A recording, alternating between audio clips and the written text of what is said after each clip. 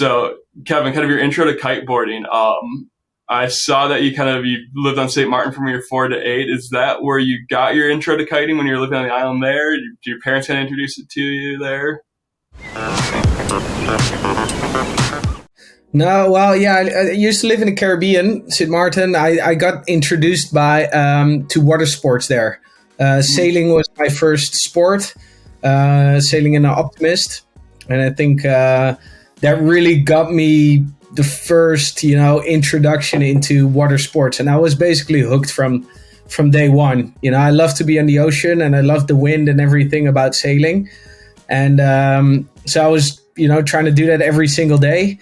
And I also started flying kites on the beach there when I was 7 years old.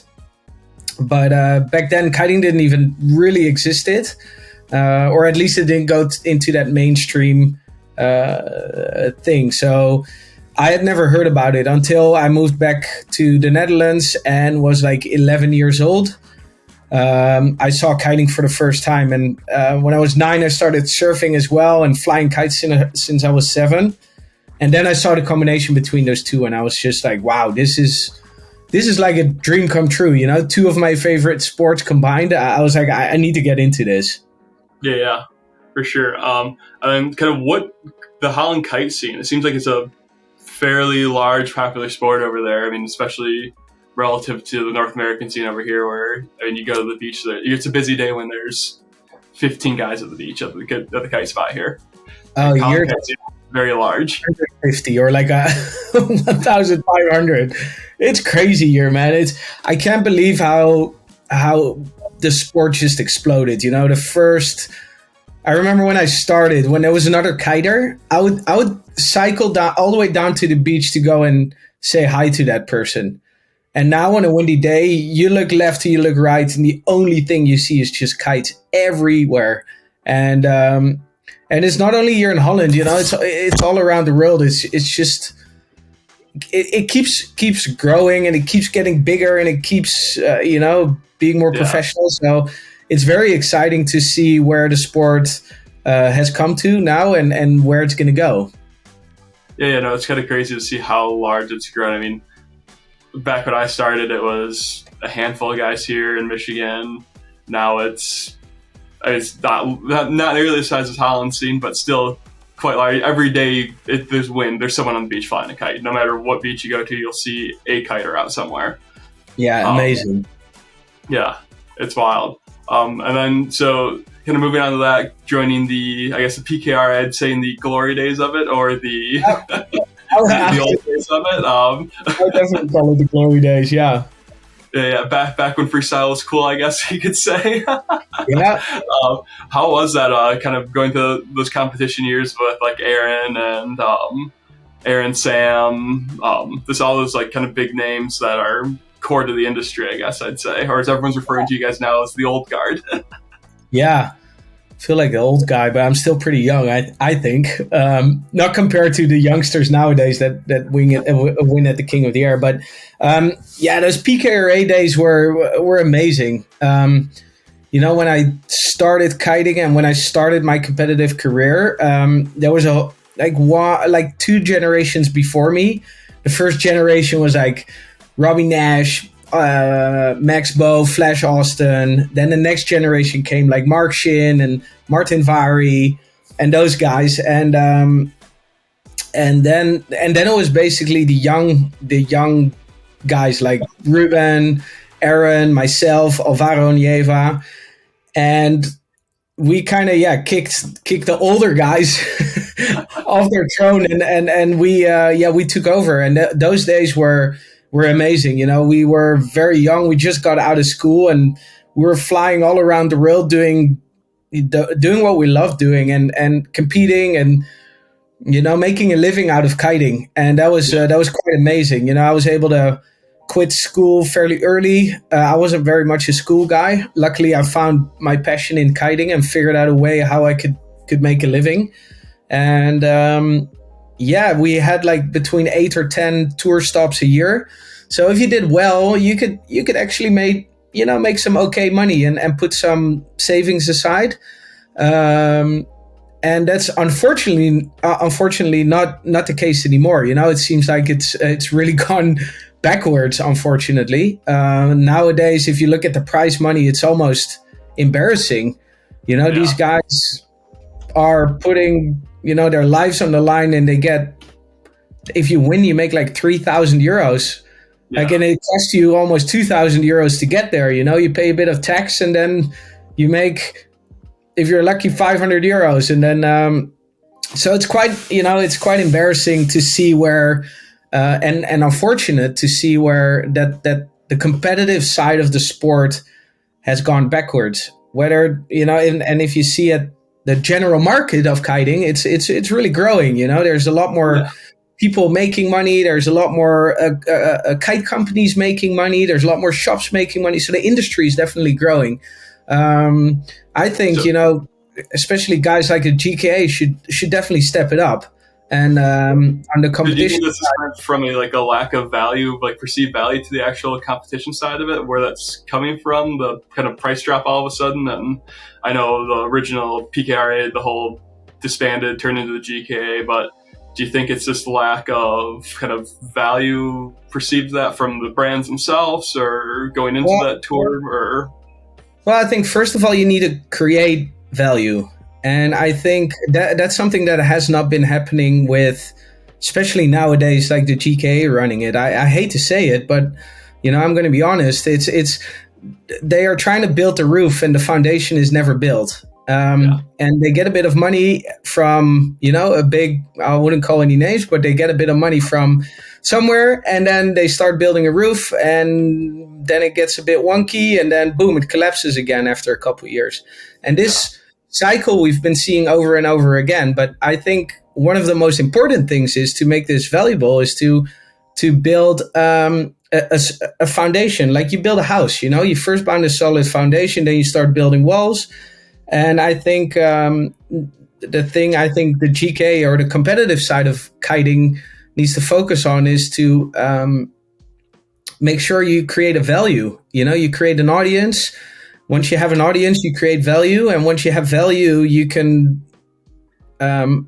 you can get money out of it, and you need to run it as a proper business, and that's, I think, something that has not been happening, pretty much like till the PKRA.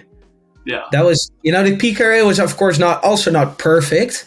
I don't think it will ever be perfect, but at least there were quite a lot of tour stops. The riders were able to make. It was sustainable for quite a long time. Exactly. And now it's just not sustainable. It's, I hate to say it, but to me, it's quite a joke. Yeah. It's embarrassing for the sport almost. Yeah, it's unfortunate it's kind of gone that route, and it'd be nice to see it kind of come back to what it used to be or what it was at one point. Even in some capacity, what was it last year? They had 3 tour stops total for the whole thing, or... Yeah. Well, I hate complaining and not doing anything about it, So I don't. Yeah. I rather, focus on other things. I don't have the time to do it. But if I would have, I would have done it. So I don't want to be that guy that just complains and doesn't do anything about it. But hopefully, when I have some time, I will definitely would love to dive into it. But it's definitely a long way. But I think there's huge opportunities for kiting, and especially competition kiting. If you look at the King of the Air, it's quite amazing. Yeah. And so I guess going on from that, your transition from that kind of freestyle scene into King of the Air, Big Air, was that pretty much a natural flow to you? Was that kind of the next step, or was that just kind of, as it happened, you just kind of moved your focus with that? Yeah, I became world champion in 2009. Then I had a massive knee injury in 2010. And I went basically from hero to zero right there. And that was quite rough, being one of the best kiters in the world to not being able to grab a glass of water out of the kitchen. And that was physically not only tough, but also mentally. I had to get surgery, did the whole rehab and everything. And that also got me thinking at some point, I was like, okay, maybe I need a little bit of a new challenge than just doing freestyle. And luckily at that time, just a couple of years later, like 2013, the King of the Air started to come back in South Africa, and I competed in the first year, and I was like, wow, this is going to be something, and this is exciting. Yeah. And I got a lot of excitement back into kiting, because I was at some point with the whole freestyle, I was kind of burned out. I was just doing it almost too much. Yeah. And I was like, maybe it's a perfect time to eventually, after my injury, I still did a bit of freestyle, but that was a cool transition into something new, something fresh, something exciting. And that was big air. And it's very exciting. And it's still very exciting doing big air. Yeah. So you've won King of the Air 3 times now. Kind of what goes into your King of the Air prep? Morning of, do you treat it as kind of like any other day on the water? Are you going to the beach, just you going out riding and having fun, or is it you're more locked in, focused? Like, kind of, is it different from your normal day? No, like the day itself is, I try to treat it as normal as I usually do. Just do my morning routine, like get my breakfast, get a bit of coffee, meet with some friends.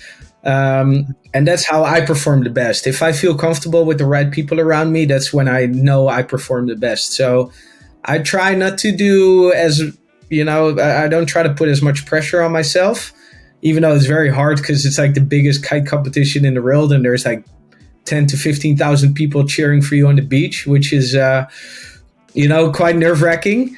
But I just try to be very, very prepared. I make sure I'm physically very prepared. I'm strong. I'm mentally very prepared. I make sure my gear is in top shape. I know that, every bar that I roll out is perfectly tuned. So that way I sort of eliminate all the things that can possibly go wrong. And then it's just game on, and I try to do, just enjoy it and try to go as big as I can. And I spend a lot of time in South Africa, which also helps because you get quite comfortable there. Even though when that green flag goes up, it's not that comfortable though. It's pretty flipping scary. Yeah, no, I'm sure it is.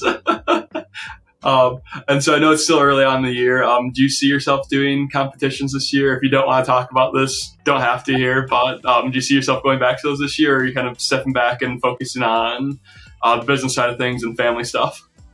Well, I'm a very competitive kind of guy, so I don't really give up very quickly, but sometimes I have to be a little bit honest with myself. This year last year in the King of the Air, the last one I rode, it was just amazing to see how many of those youngsters are coming and just going so stupidly big that I'm just looking at it. I'm like, oh, what do you want me to do? Yeah.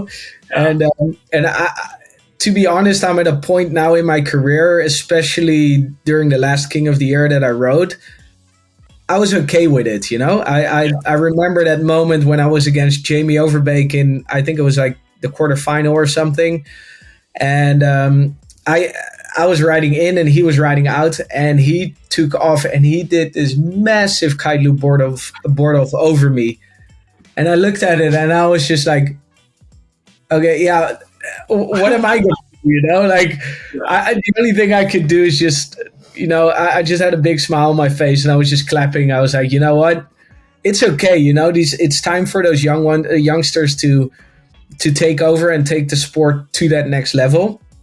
But I'm not going to say that I will never, ever compete again. Maybe I'll wake up in a few days and be like, I'm going to just grind and put all the work and into it and try my best. It's, it's very possible. I know I can do it. And I know if I put my head around it, I can do it. It's just a quite a big commitment. For sure, yeah. I mean, you've got a lot going on of all people. And then, so kind of going off of the new young kids coming around, the spike in progression in the last year and a half, we'll say 2 years, insane. Thoughts on it as far as the doubles, the S's? Is that? It's just it's just insane. Like, it seems like every time I open my Instagram, there's like a new kid doing a double, and like, I'm like, how in the flipping world? Like, some tricks that they do, I've been practicing it for 20 years, you know, and then these kids come by and they probably have been looking at, you know, all the videos from the old guys, and they were like, oh, I guess we can do this. So that whole progression, I love it, man. I just get so excited just watching, you know, like Giel and all the other young kids, and Andrea and Casati and you know, all the other kids just going mental. I love it. It gets me fired up. Yeah, it is crazy to see how fast they kind of, I guess I'd say, caught up and then pushed it past the line that it was at. I mean, you look 3-4 years ago, it was, if you're doing a boogie loop, if you're doing a kite loop board off, yeah, exactly. It was that was a big trick. Now it's like you go to your local beach, there's 20 people out doing kite loops now when you like would never see anybody doing kite loops here. No, yeah, it's unbelievable, man. It took me a broken ankle and probably, you know, almost 15 years of practicing a kite loop board off, and nowadays it's like you see that your local beach is a local guy doing it. You know, you're like, oh, okay, that went kind of quick. No, it is funny to see how everyone saw that it was possible and then just kept running with it. Yeah. So I guess moving into starting your own brand, starting Reedin, how did that come about? Was that your idea, your brainchild? Was it Damien's kind of idea, a combination of both of you guys together? How did that all? I think it was, you know, I think it was both. Like, we had the idea for quite some years already. So every time we saw each other, we would basically brainstorm about the idea. Like, oh, could you imagine having our own brand, and we could do this and this and this, and we'll do it differently, and we'll make it, you know, look like this and this. But, you know, it's very different from brainstorming an idea to actually doing it. Like that step is quite big. But we both almost simultaneously came to a point in our career where we were like, okay, what are we going to do next? You know? Yeah. I think, you know, Damien, his natural instinct is just to keep growing, keep, you know, working hard, keep innovating new ways of design, and that keeps him, you know, fired up. And I have that exact same thing. I'm like, I don't want to sit still. I want to create something. I want to do something. What's that next step? And I felt like, you know, it was such a logical step to do this adventure together with Damien. And it was very much, I felt like we both had ideas, and we would keep like brainstorming together, and together we would come to this point where, you know, where we both would not have come if we would have done it by ourselves. So it was a very natural and a natural decision to do this together. And we basically, ran some numbers in an Excel sheet eventually. And we're like, because we thought it was a really good idea, but who says the numbers? You know, the numbers, you have to make sure that is right as well. So we ran those numbers in a massive Excel sheet, and then on the end, we're like, hey, wait a minute. If we put this money in the beginning, then this money comes out in the end. So it's working, and then we basically put our savings in it, and we started. And that was awesome. Literally a dive in the deep. Yeah, I mean, you guys, I think, hit a home run right off the bat. I mean, how were some of the challenges of kind of breaking into? I feel like kiting's a hard market to break into. There's very established brands, and I feel like Reedin made its way into the forefront of the industry a lot quicker than you would expect a smaller one-off kite brand to take off right away. I mean, there's plenty of small one kite brands like Harlem and other brands like that are a little bit smaller brands. You guys kind of exploded right away. Yeah. Well, I think Yeah, we were very nervous at the beginning, because we thought like, oh, we have a good idea, but who says people are wanting to buy our kites, and maybe the clients are like, you know what, we don't really want your kites. But I think the beauty of Reedin is that yes, we are a new brand, but we have so much knowledge in house over the years, and the team we have built is just, there's so much knowledge in house, and I think that way we were able to to make quite an explosive growth. And that growth is still, sometimes I look at the numbers or I look at where our kites are shipped to all around the world, and it's just, I have to go like this all the time. I'm like, wow, is this real? Are these people riding our products? And it's just sometimes like a dream come true. It's very, very exciting and very fun. But I think the beauty of our team, and it started with Damien and myself, I think we both really know what it takes to work hard, because becoming world champion is not easy, but being one of the best kite designers in the world is also not an easy place to get to. So I think both Damien's work and my work combined, and that as the base of the company, and connecting people with that same mindset to our company, I think that really, really helped us do quite an exponential growth in those just over 3 years that we exist now. Yeah, no, that's awesome. And so the one-kite focus of the company, what was that your idea? Was that a Damien idea? How did that come to be? Was there talk about adding more kites eventually? Or is it this kind of, we're doing this one kite, we're going to make it the best kite we possibly can, and that's it? Well, we of course looked at the market, because we've been in the industry for many, many years. And we saw quite a lot of weird things in the market where we're like, why do you really need 8 or 9 kites in your whole range? And we looked back at it and we're like, most of the older kite brands are old windsurf brands. And of course, if like with a slalom sail, for example, you cannot wave, right? Because the shape is all weird, So you have to make different shapes. In kiting, that's very different.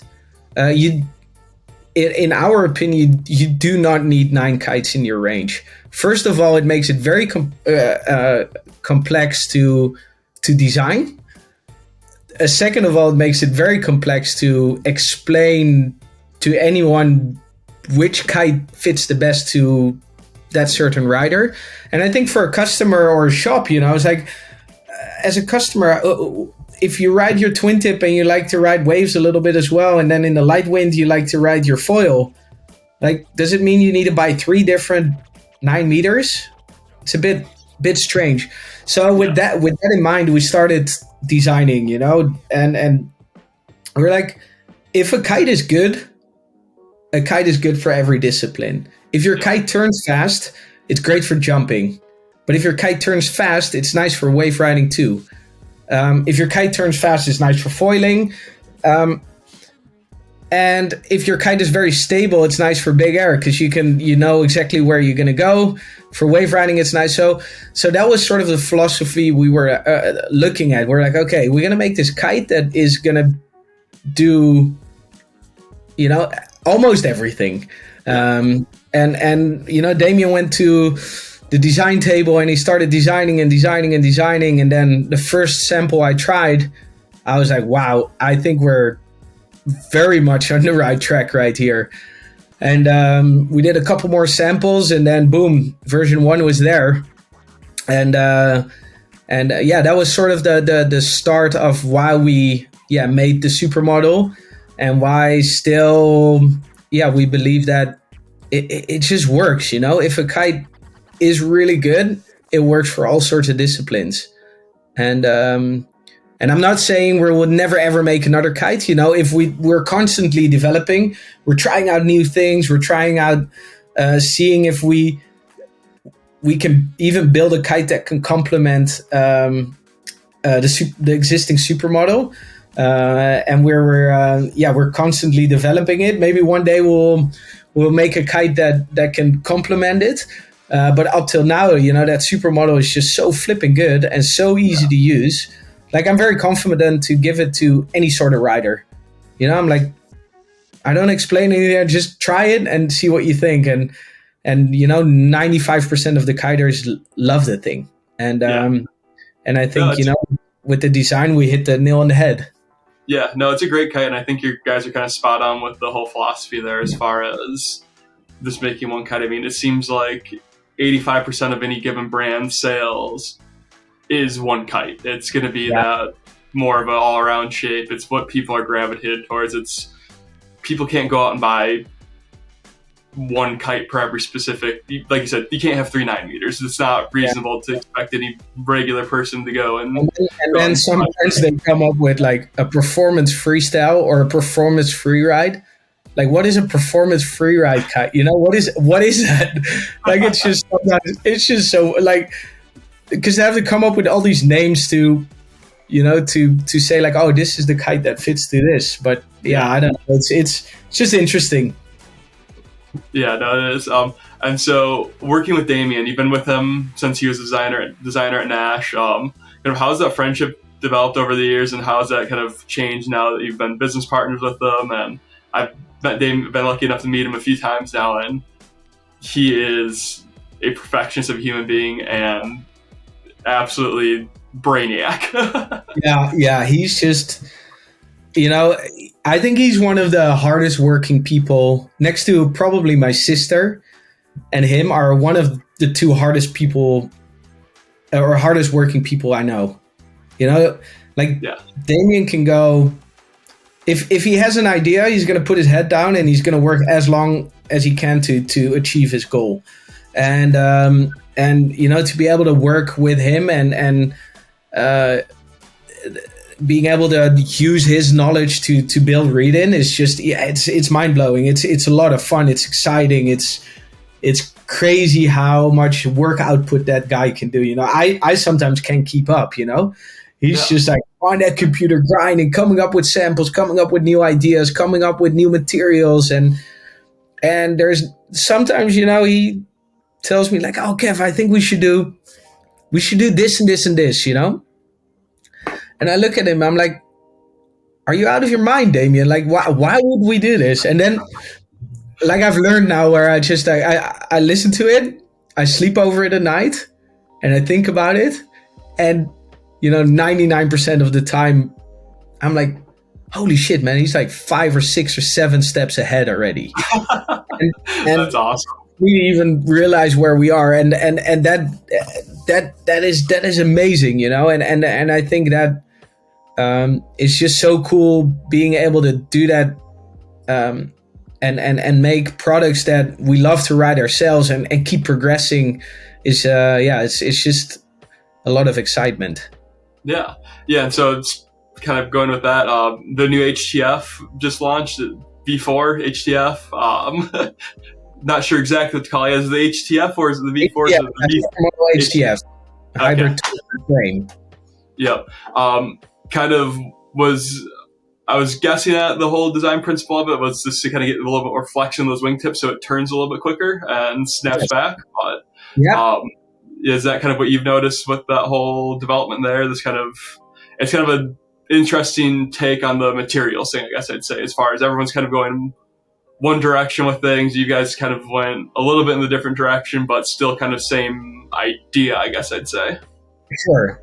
Yeah. Well, the whole trend nowadays is to, use different materials. So we're definitely on that track as well, trying new materials and figuring out different ways of building kites, making them lighter, making them more efficient, making them, eventually turn better and faster and make sure the wind range becomes bigger.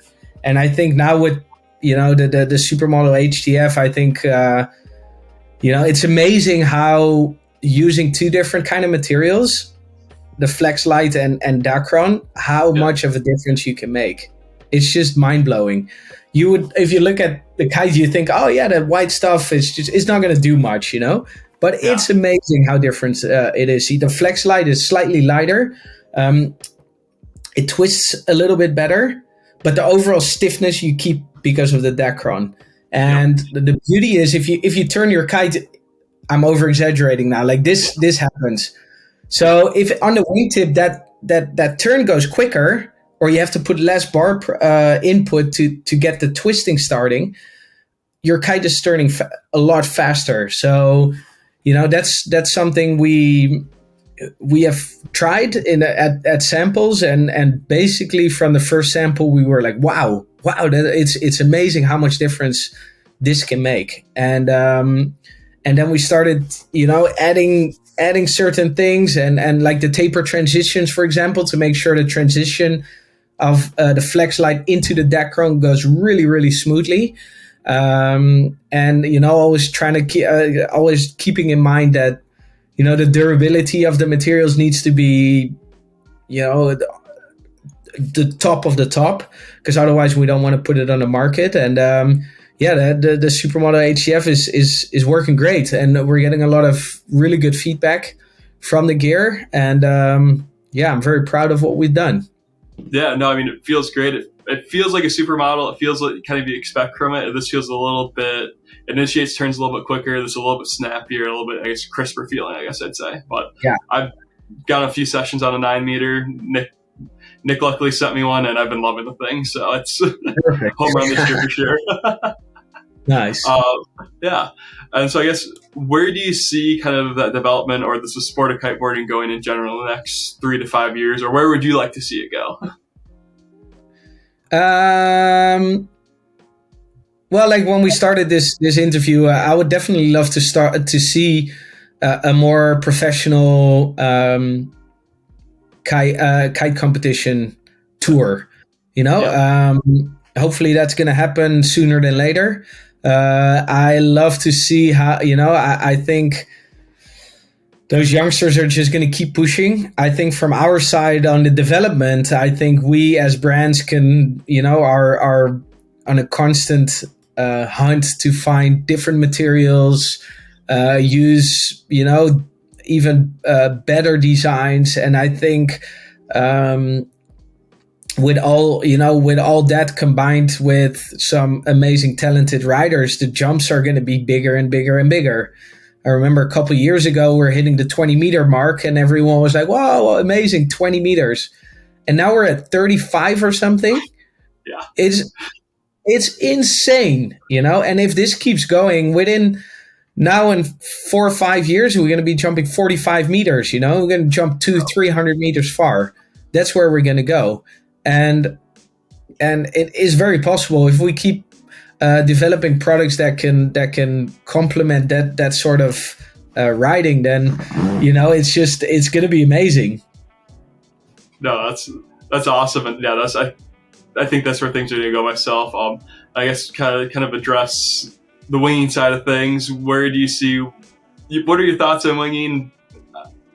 Where do you see that going? Do you see that continuing to grow, build steam, and kind of that category? I mean, it already seems like it's almost copped kiting in a sense as far as sales-wise for us. I mean, almost apples to apples at this point as far as that goes. But do you see that continuing to develop, or do you see that sort of trending down a little bit?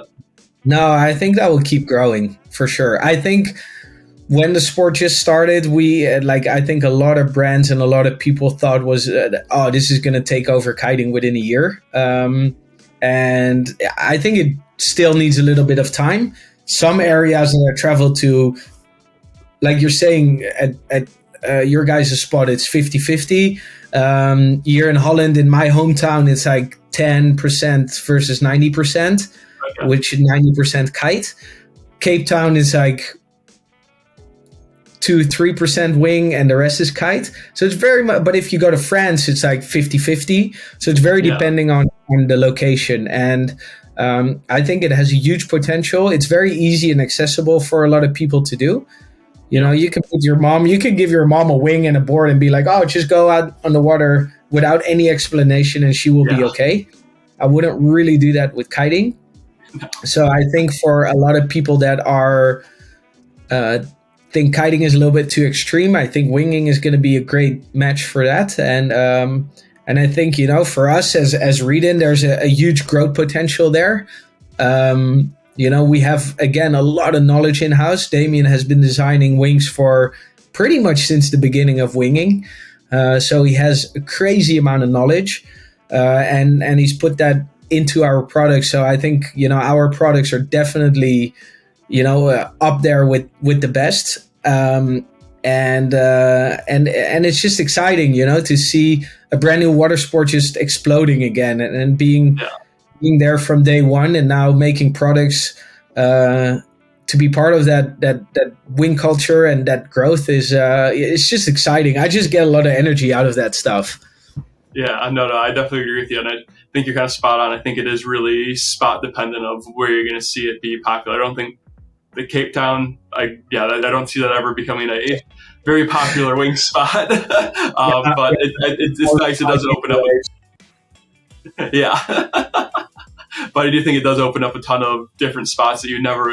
There's spots I've winged where I never would have put a kite up in the air. So it's just kind of nice for that accessibility wise. But no, I think that's spot on. Yeah. So. Yeah. I guess let's wrap it up with one more question. This one was kind of a popular one that we put a couple polls up on Instagram and Facebook to see if we get some questions from other people. Cool. People are asking, what's your favorite kite spot around the world, excluding Cape Town? Oh. I think everyone knew that would be your answer. Yeah. No, my hometown. I enjoy kiting in my hometown, Noordwijk. Just with my friends. The beach is like right here, so I can basically walk to the beach, which is very nice. But spots like Mauritius is, for example, one of my favorite spots.